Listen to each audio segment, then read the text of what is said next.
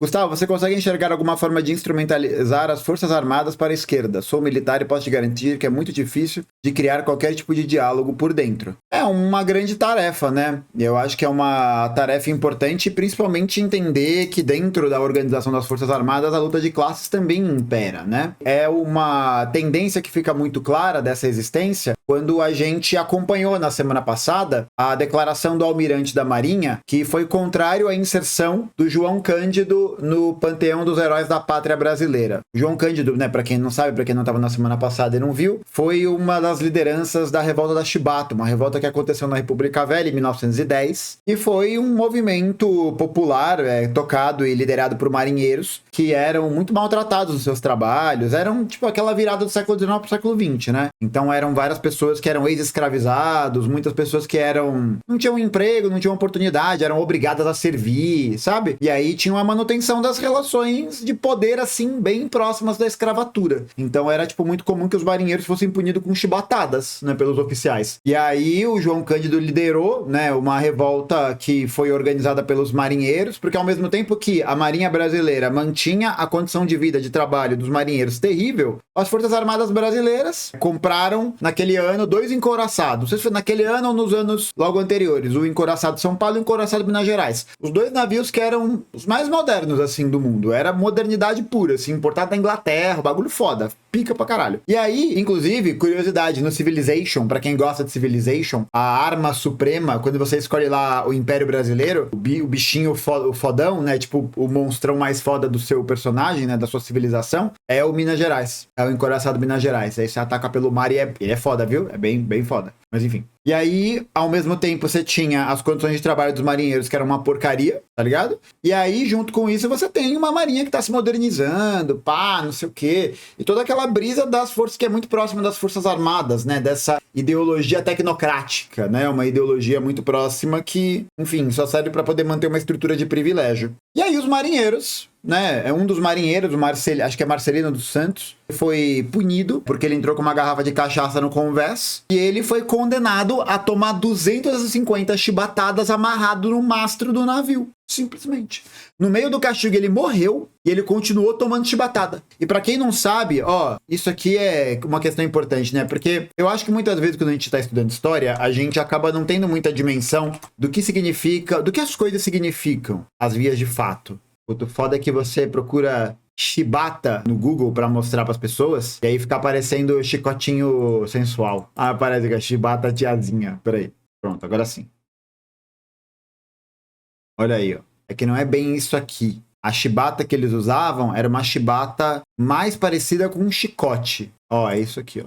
Era mais ou menos esse modelo. Tem vários modelos diferentes, né? Mas a chibata é essa aqui especificamente. É uma correia de couro e que na pontinha aqui, você tem bolas e pedaços metálicos. Quando a pessoa era punida com 250 chibatadas, significava que ela tomaria isso aqui nas costas 200 vezes. Né? Então, tipo, era muito comum que as feridas ficassem muito abertas, assim, né? Era muito, muito terrível. Muito, muito terrível mesmo. E aí o que acontece é que o cara foi condenado, né? Morreu durante o processo, e aí na calada da noite os marinheiros mataram os oficiais, tomaram os navios, e é aquele negócio, né? Já diria a música do Faroeste Caboclo, né? É general de 4 estrelas que fica atrás da mesa com o cu na mão, né? Porque quem sabia manobrar, né? Manejar os navios eram os marinheiros, né? Então, tipo, os oficiais não sabiam como operacionalizar o navio em si, né? E aí os marinheiros roubaram o navio, apontaram os canhões para o Rio de Janeiro, né? E aí, no meio desse processo, houve várias tentativas de incursão do governo para tentar interceptar os navios, né? E não conseguiram. E aí, os marinheiros apontam os canhões para o Rio de Janeiro, o João Cândido vai em pessoa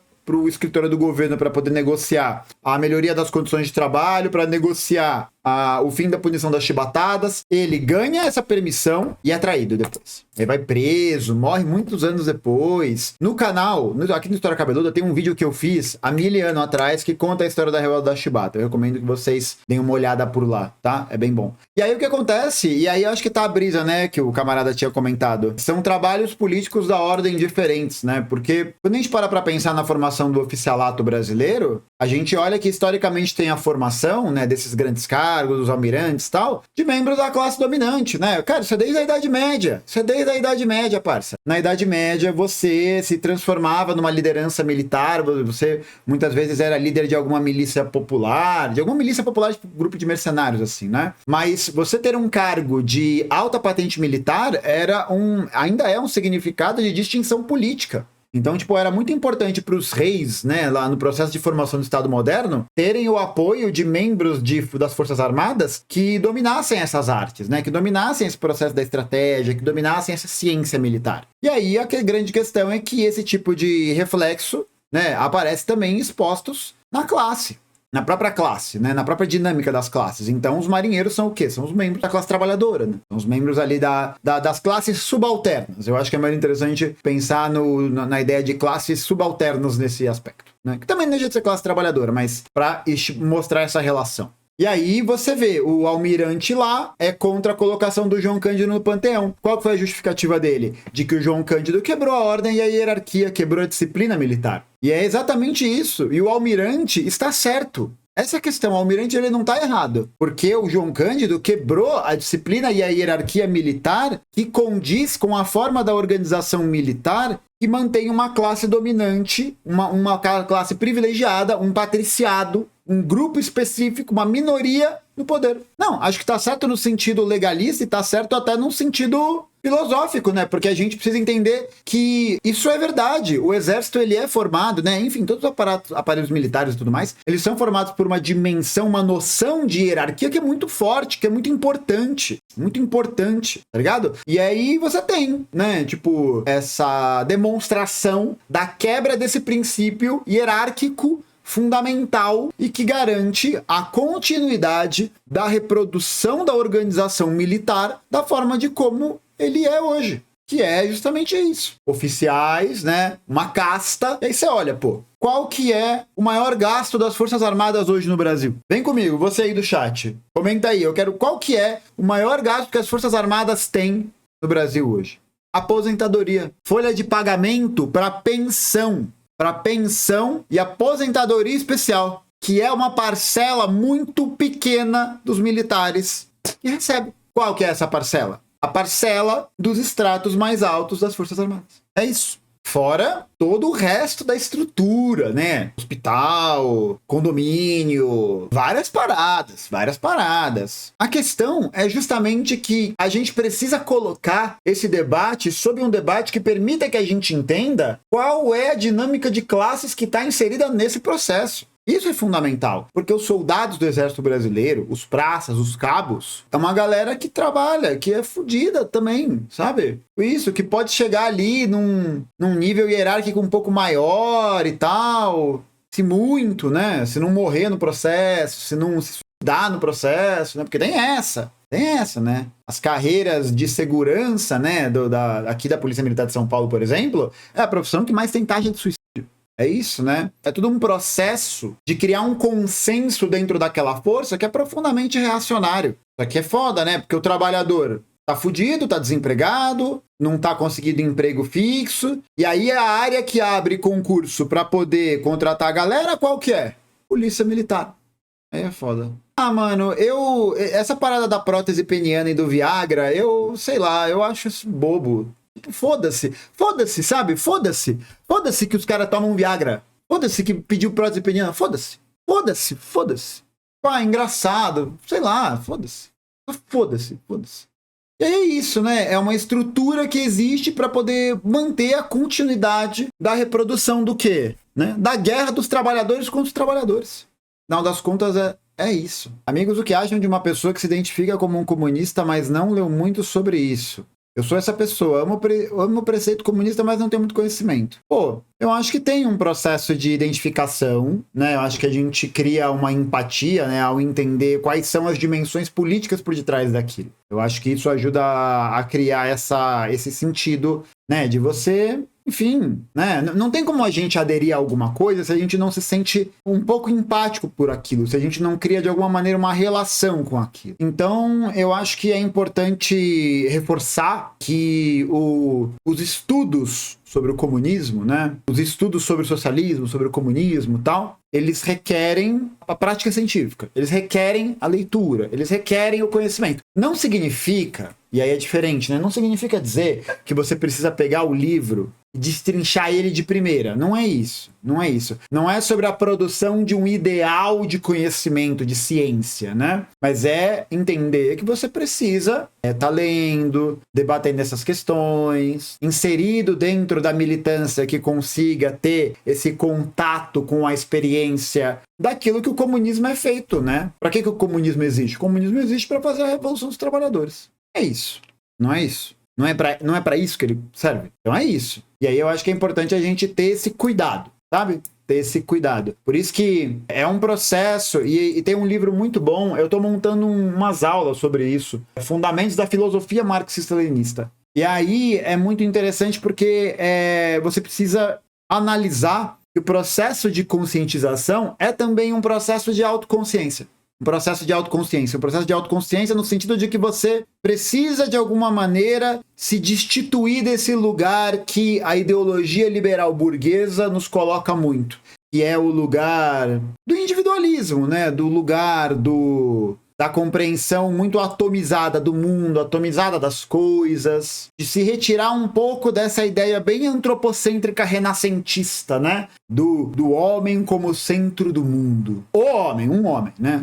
Uma unidade, que é você, o indivíduo, né? Então eu acho que é um processo, de alguma maneira, de destituição desse lugar, assim. Quer dizer, enfim, essa é uma brisa que eu tenho sobre o processo de amadurecimento, de formação filosófico e tudo mais. Bom dia, chegando agora e ainda perturbada com os comentários no chat do ICL falando sobre as chuvas no Sul. Que Deus castigou, que os sulistas mereceram por votar no Bolsonaro, bizarro. Assim, é muito perigoso a gente dar corda para um tipo de senso comum que olha para o Bolsonaro e para o bolsonarismo e vê o Bolsonaro e o bolsonarismo do jeito que muitas vezes a mídia progressista vê. E aí você produz, como uma resposta a isso, uma contra-identidade anti-bolsonarista. Não, é um absurdo. Mas o que, sabe, tipo, esse tipo de retórica que não explora os problemas que são concretos, que não consegue dar a historicidade real para a coisa, e é sempre sobre qual argumento? O argumento de que não, aí as pessoas vão entender mais, as pessoas vão entender melhor, porque a gente tem que capturar elas assim. E aí quando você captura elas assim, elas continuam reproduzindo tipos de senso comum como esses. Tipo, primeiro, porque o Rio Grande do Sul nem é um estado tão bolsonarista assim, isso é fake.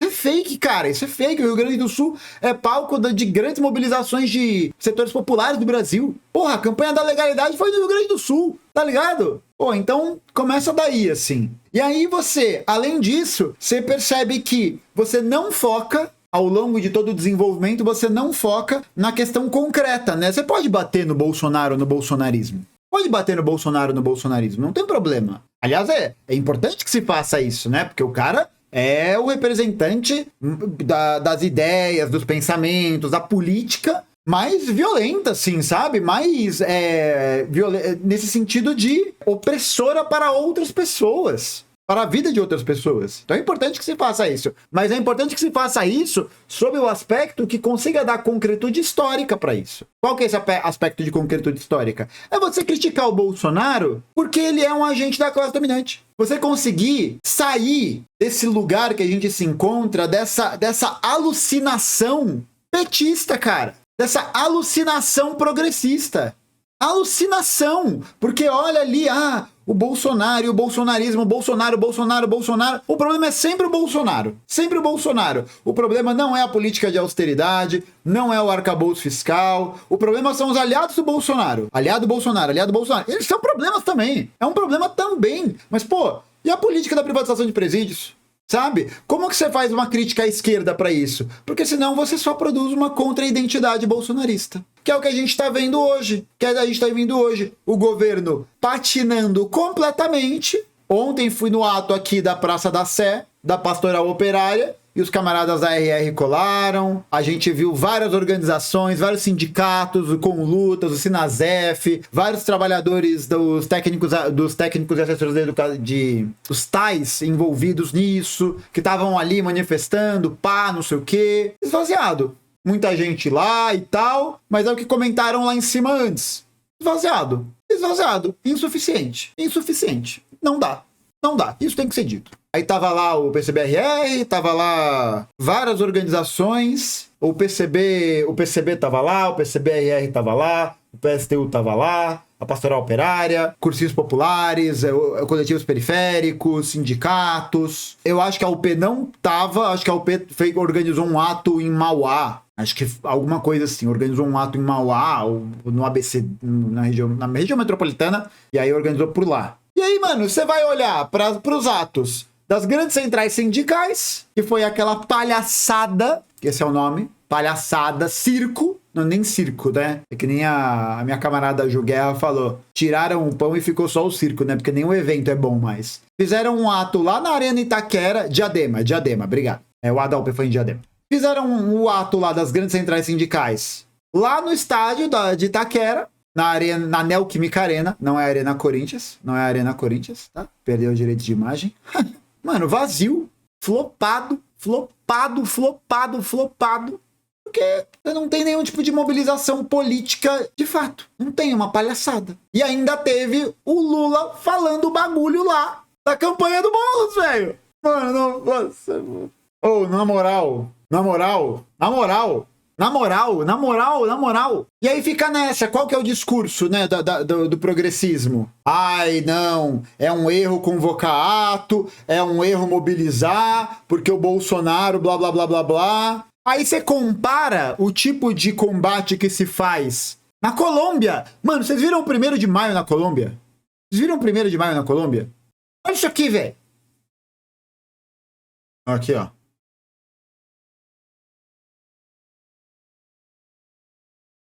Pô, só essas 3 fotos aqui, na moral, só essas 3 fotos aqui já tinha mais de 24 da Sé. É isso. Milhares de pessoas participaram das marchas no 1º de maio em 98 cidades da Colômbia. E nesses atos, o Gustavo Petro simplesmente rompeu relações diplomáticas com Israel. Simplesmente. Então não dá, velho. Não dá, porque tudo é o Bolsonaro.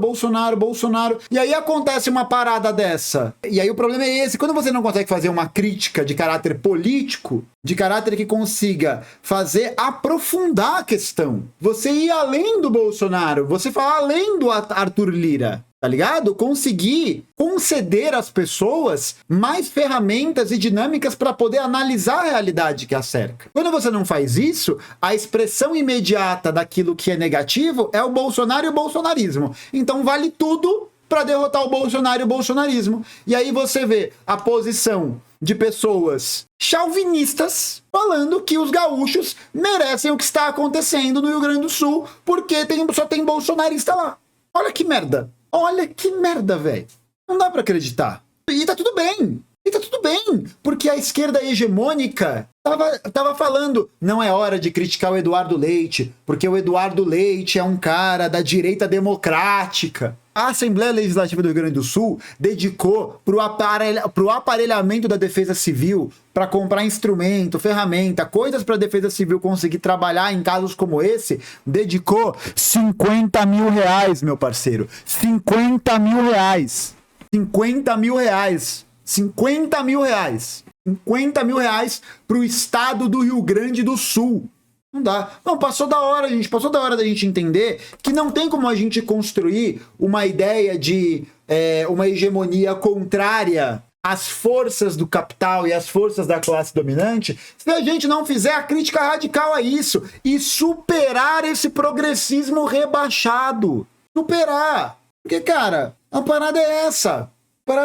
A gente precisa conseguir pensar e criar outras dinâmicas. Aí fala, Gustavo, você não governa, é comunista do apartamento. Eu não sou presidente, caralho. Não sou eu, sozinho. Porra, não sou eu, não é o Jones, não é o Ian, não é o João. A gente não é o governo, cacete. Como que cobra do mês, sabe? Não dá, cara, não dá. Aí fica esse progressismo difuso, essa parada meio... A esquerda emocionada, né? Uma galera que é aquela vibe ainda um pouco Vila Madalena, sabe? Aquele negócio meio esquerda Santa Cecília, uma parada super emocionada, super do coração, não sei o quê.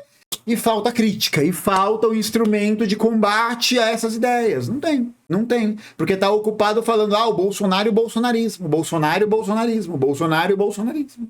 Como você acha que poderíamos fortalecer mais as mobilizações? Pô, essa dica é de graça, essa é de graça, de graça. Primeira coisa, é preciso que a gente entenda quais são os problemas concretos da nossa classe. Quais são os problemas concretos da nossa classe? Quais são eles? Quais são eles? Problemas concretos da nossa classe são problemas com relação à dinâmica de trabalho que a gente está colocado. Primeiro ponto para conseguir fortalecer as mobilizações é a gente ver quanto potencial tem, por exemplo, o movimento VAT, que bateu ontem 800 mil assinaturas. Cara, tudo bem, você pode até falar o bagulho é um abaixo-assinado, que não tem um poder real de mudança e tal, né? Tem ali um limite. Mas, cara, são 800 mil pessoas que pararam o dia delas, clicaram lá nos links, assinaram o bagulho. 800 mil pessoas. Orgânico. Orgânico!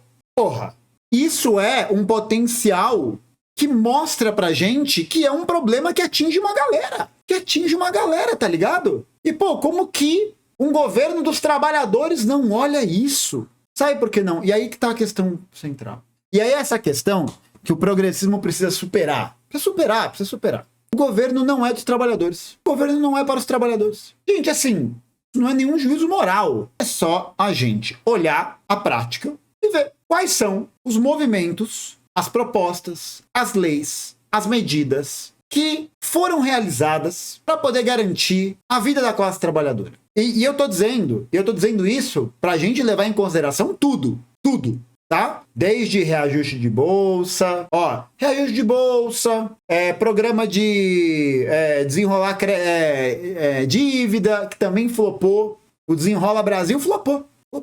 Porque a gente olha, por um lado, essa preocupação com muitas aspas, né? E no imediato, e aí, nos bastidores, é o quê? É arcabouço fiscal, é PPI, é um governo para os trabalhadores?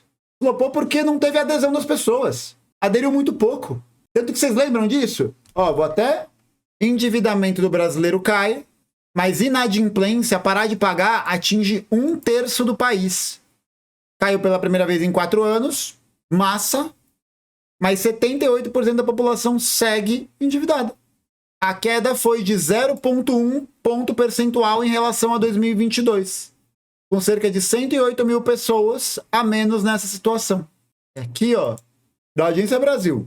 Dívidas renegociadas no Desenrola somam 35 bilhões de reais. Há cerca de 40 dias do fim do prazo, então o programa já acabou. 12 milhões de brasileiros refinanciaram 17 milhões de débitos. 12 milhões de pessoas entraram nessa parada. Eu queria saber quantos brasileiros, número de brasileiros está endividado. Que, né, 8 em cada 10 famílias. Não, 8 em cada 10 famílias, velho. É absurdo. Endividamento recorde. Aqui, Ao todo são 66 milhões de inadimplentes. 66 milhões. 12% de 66 milhões dá quanto? Dá uns 20%, mais ou menos? Pouco menos, né? Dá uns 15%, por aí, uma parada assim, 18%. Cara, o programa atingiu de 15 a 20% da população. É isso, entendeu? Qual que é a política concreta? Não tem. Não tem política concreta. Aí os veículos de comunicação ficam putos. Por quê? Ninguém apoia o governo, ninguém tá junto com o governo. Por que será? Por que será? É foda isso. É foda. Precisa fazer a crítica à esquerda. Se você não fizer a crítica à esquerda em relação a isso, as pessoas vão E aí eu acho que é essa questão. A galera lá dos comentários do ICL que falou essas barbaridades, parece que entram numa realidade e vai começar a montar narrativas para poder justificar tudo que tá acontecendo de ruim, para poder sustentar essa história que eles estão construindo, né? Que o problema é o Bolsonaro, o bolsonarismo, né? É a extrema-direita, é só a extrema-direita, né? Só a extrema-direita. O problema é só a extrema-direita.